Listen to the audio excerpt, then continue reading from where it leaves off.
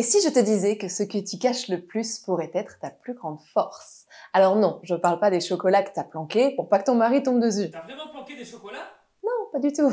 Aujourd'hui, j'ai envie de te parler de la vulnérabilité et non, ce n'est pas une faiblesse, c'est même un véritable super pouvoir que l'on sous-estime encore beaucoup. Bonjour à toi, bonjour à tous et bienvenue dans cette nouvelle vidéo. On va s'atteler à briser les idées reçues comme Jean-Claude Van Damme casse des briques entre ses orteils et puis on va aussi essayer d'éclairer le pourquoi la vulnérabilité incomprise et mal aimée par notre ego, est en réalité une clé essentielle et fondamentale pour vivre une vie plus épanouie et avoir et nourrir des relations plus authentiques avec les autres. Commençons par un petit peu de définition. Qu'est-ce que c'est la vulnérabilité? Alors, si j'en crois le petit Robert, la vulnérabilité est un caractère vulnérable. Merci Robert. Heureusement qu'il n'y a pas que toi qui écris des définitions. Du latin vulnérar qui signifie blesser, endommager, entamer, porter atteinte à, faire mal à, froisser, offenser, 3 petits points, etc. La vulnérabilité est le caractère de ce qui est vulnérable, précaire, fragile, en somme de ce qui peut être attaqué, blessé ou endommagé. Ça donne pas super envie là, tout de suite comme ça?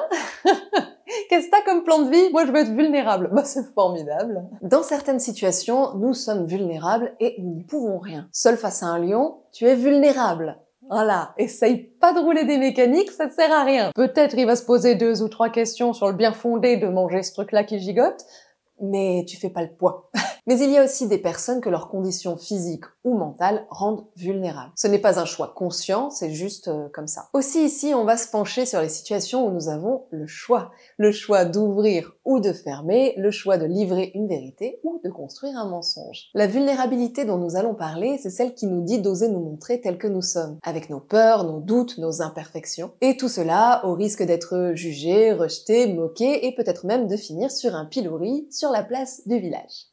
Le package complet. Alors s'il y en a un petit peu plus motivé que les autres qui passent avec une allumette pour foutre le feu au machin, voilà, on n'est pas à l'abri quoi. Mais c'est ce moment où on dit j'ai besoin d'aide, je suis désolé, j'ai fait une erreur, ou encore tout simplement je t'aime. Moi aussi. Souvent nous avons tendance à protéger ce qui est fragile en nous, comme le hérisson dans le livre Le Voyage de Timéo.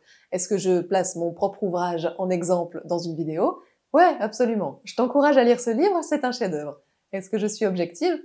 Parfaitement. La vulnérabilité est exactement ce qui rend les relations humaines vraies et authentiques. On peut être impressionné par des performances, mais ce qui nous touche véritablement, c'est autre chose. Ça appartient à un autre niveau, une vérité. C'est ce qui vient de nos propres abysses et qui livre une profondeur qui n'est pas mentale, mais bien émotionnelle. Spoiler alerte, on a tous des souffrances, hein, plus ou moins entretenues, plus ou moins conscientes, plus ou moins profondes, mais on en a tous. Et ce point commun, l'air de rien, parmi d'autres, il rapproche. Alors on peut se demander raisonnablement quels sont les bénéfices de la vulnérabilité, parce que ce qu'on a à perdre là, ça a l'air pas mal quand même, hein, le pilori sur la place du village.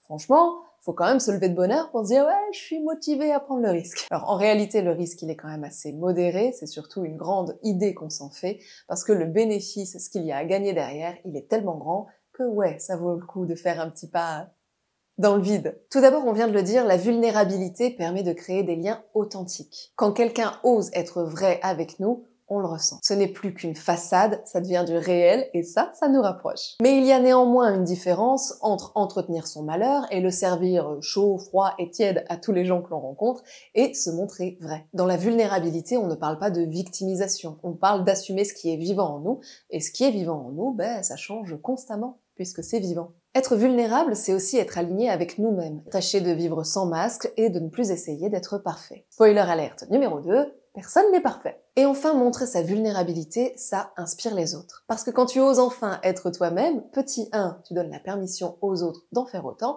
et petit 2, tu nous montres que finalement, toi et moi, on n'est pas si différents. Les super-héros badass qui n'ont peur de rien, ça n'émeut personne. Alors ça impressionne éventuellement, mais ça n'émeut pas, ce n'est pas de l'émotionnel. Et les humains qui ne sont pas du tout connectés à la sphère émotionnelle, ou voire même qui n'y ont pas accès, ça donne pas des super humains hyper top fréquentables en général. Est-ce que je te dis que les émotions font de nous des meilleurs humains?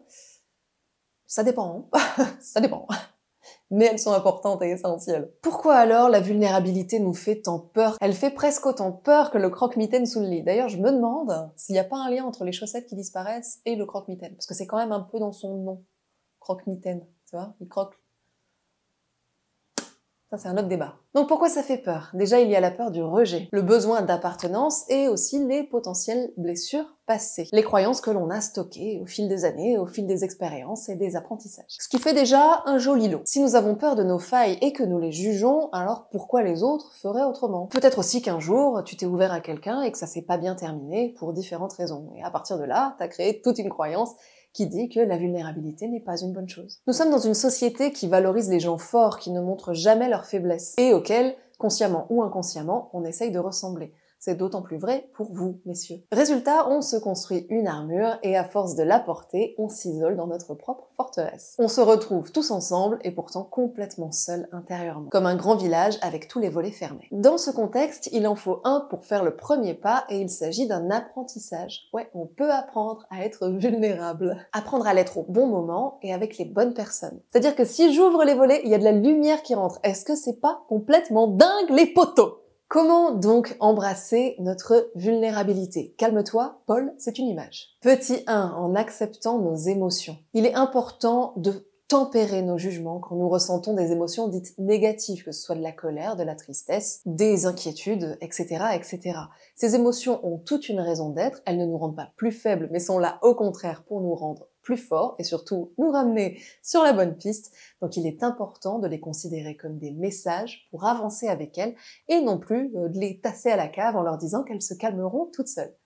Spoiler alerte numéro 3, elles ne se calmeront pas toutes seules. Petit 2, trouver un cadre sûr. L'idée c'est pas de te jeter dans la fosse aux lions, surtout pas. Commence par t'ouvrir à des personnes de confiance, à tes proches qui ne te jugeront pas, à des professionnels ou même pourquoi pas à ton chien. Ça peut paraître bête, mais parfois et même souvent, le discours que nous tenons à nos animaux de compagnie est une valeur sûre. C'est très rare qu'on leur mente à eux. Parce que, c'est une safe zone, hein. Petit 3, revoir tes attentes. Accepter d'être vulnérable, ce n'est pas espérer que tout le monde soit d'accord et réceptif avec ça. Tout le monde n'est pas prêt à accueillir la vulnérabilité. Il y a tellement d'enjeux là-dedans que...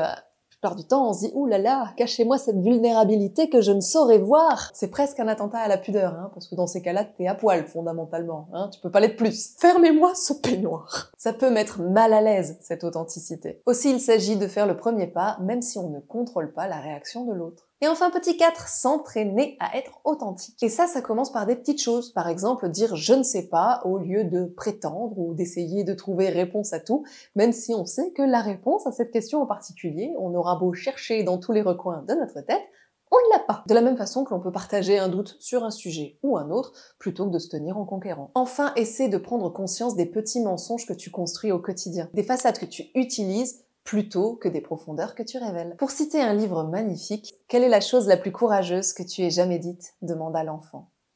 J'ai besoin d'aide, dit le cheval. La vulnérabilité, c'est enlever le masque pour devenir vrai. Et quand on est vrai, on n'est pas toujours gentil aux yeux de tout le monde, parce qu'on respecte nos besoins et qu'on ne répond pas forcément aux attentes d'autrui. C'est en osant te montrer et être tel que tu es réellement, et ça, peut-être que même toi, tu vas le découvrir, que tu vas créer des liens plus forts avec les autres et avec toi-même. Alors s'il y a un moment dans ta vie où tu as osé être vrai et authentique et que cela a changé quelque chose pour toi, tu peux nous l'écrire juste en dessous dans les commentaires, on sera tous ravis de te lire. En attendant, pense à t'abonner à la chaîne, n'hésite pas à faire savoir si tu apprécies cette vidéo en laissant un petit pouce, un petit com, ce que tu veux, c'est bon pour les algorithmes, et si c'est bon pour les algorithmes, c'est bon pour les algorithmes. Prends soin de toi et des autres. Moi, je te dis à la semaine prochaine.